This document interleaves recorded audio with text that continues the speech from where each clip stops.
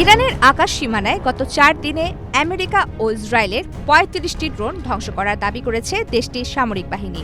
আজ বুধবার এক বিবৃতিতে ইরানের সেনাবাহিনী জানিয়েছে, আজ একদিনে ইস্পাহান সহ বিভিন্ন অঞ্চলে শত্রু বাহিনীর আরও ৬টি উন্নত ড্রোন ভূপাতিত করা হয়েছে। সেনাবাহিনীর এক বিবৃতিতে বলা হয়, গত ২৮ ফেব্রুয়ারি সাম্প্রতিক যুদ্ধ শুরুর পর থেকে এ পর্যন্ত তারা ৩৫টি ড্রোন ধ্বংস করেছে।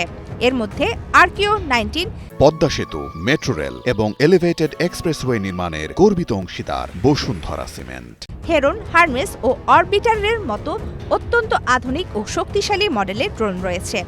একটি সমন্বিত বিমান প্রতিরক্ষা নেটওয়ার্কের মাধ্যমে এসব ড্রোন শনাক্ত ও ধ্বংস করা হয়। প্রতিবেদনে জানানো হয়েছে, তেহরানে অবস্থিত খাতামুল আম্বিয়া ঘাঁটিসহ ইস্পাহান, কাসর, শিরিন, তাবরিজ ও খুজেনস্তানের আকাশ প্রতিরক্ষা ইউনিটগুলো এই অভিযানে অংশ নেয়। বিমান বাহিনী ও বিপ্লবী গার্ড বাহিনীর সমন্বিত প্রচেষ্টায় এসব ড্রোন ভূপাতিত করা সম্ভব হয়েছে বলে ইরান দাবি করেছে।